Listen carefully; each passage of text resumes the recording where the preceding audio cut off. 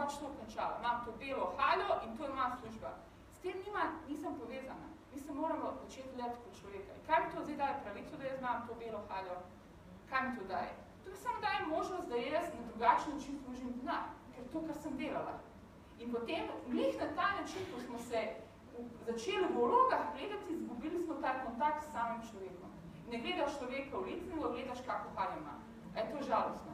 Žalostno. In to se dogaja v zadnjih 20 let. In potem ni ni čudo, da žena, ki bi ti morala dajati največ hormonov, je dole, oziroma partner, oziroma prijatelj. To so njegovi prijatelji, to so pa njegova žena. Ona pa največ dajo hormone. Vi, ko se posrkljate z možem in z vašimi otroci 1 uro, znam se, koliko se vi dobro počutite. Pa kaj vas bolje pride, kaj šef misli o triti? A misli, da on misli o vama? Ne misli. Jaz to vedno rečem, jaz to vedno govorim. I govorim svojim bolnikom, i govorim svima. Jaz sem z vami do 3:30, vas maksimalno sedaj, do 3:30 grem v savno, me boli briga. Me razumete? Iskreno vam to rečem, nehajte se trud, da mene zadovoljite, ker jaz sem tle najbolj pomembna. Mi toliko se trudimo eni drugi, da se zgubimo v tem. Jaz sem bila 8 mesecev v bolnici, vsi so obupali od mene, verjemite, vsi. Jaz sem se pa blazno trudila zaradi enih ljudi. In to mi je bila najboljša šola. Ostaneš sam, gledaš v plafon in rečeš, pizda, kaj bo zdaj? In ti, ki ste najbolj verni, nehajo prihajati. Zato, ker sem ogromno energije dala drugima. Enkrat, ko sem se dvignila pred 20 leti, ni šanse, nimam ni osebnega zdravnika, kamo, da me nekdo zdaj dadnega postel. Zaradi tega, ker točno vem, kaj se takšno želi. Nisem arogantna, nisem. Vsi, ki me poznajo, mislim, da bo to potrdili. Zelo sem prijazna, ampak vem, kje so mene kot človeka. In ne dovolim, da se nekdo na mene stresa. Niti eno delo ni težko. To so vse šoli pokazali. Delo po delo. Danes so postali težki odnosi.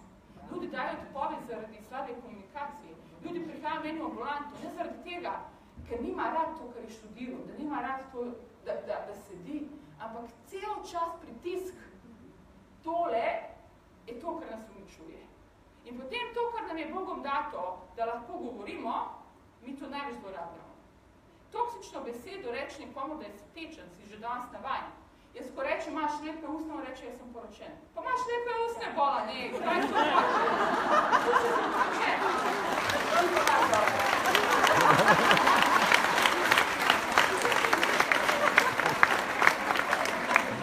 Če ne bi bila zasedena, mogoče bi te poljubila.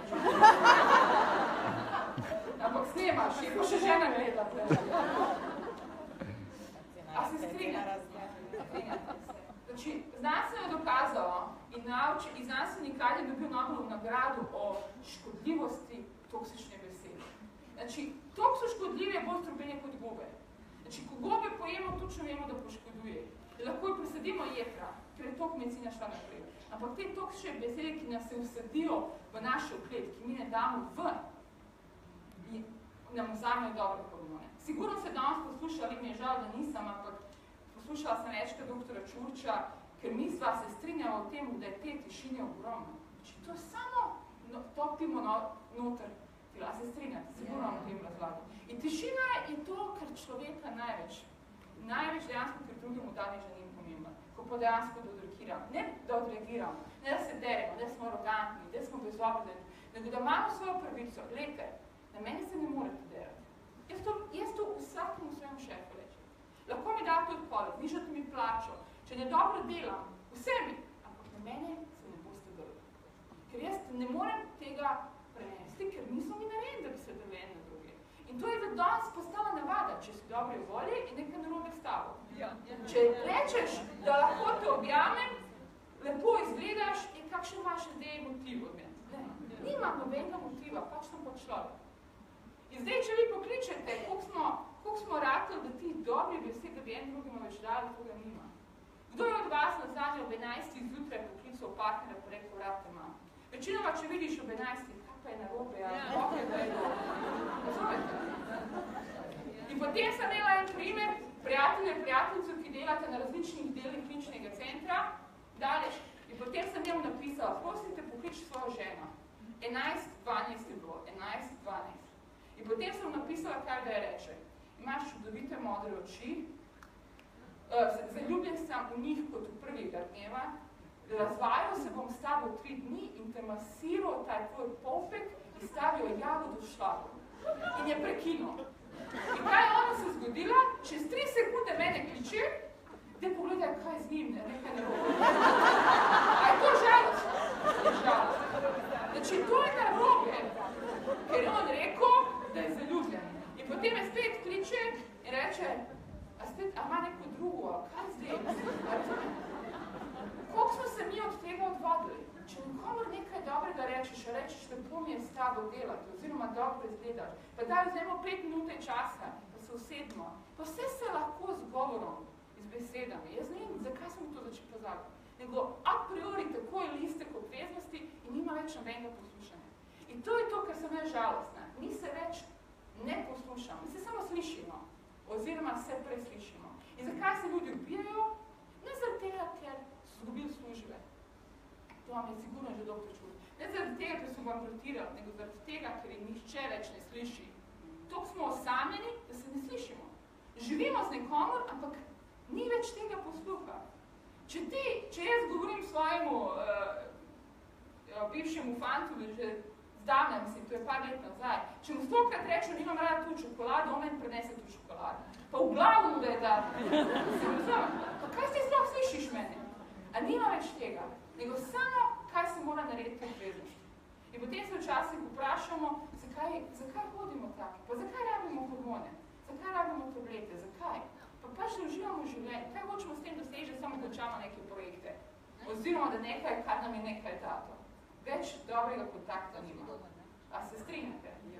Se strinjam. In čisto preprosto, kako to nastaja? Glejte, to so možganske celice. Jebote, jaz sem čist potna. Čist. Ampak nič čudga, glej.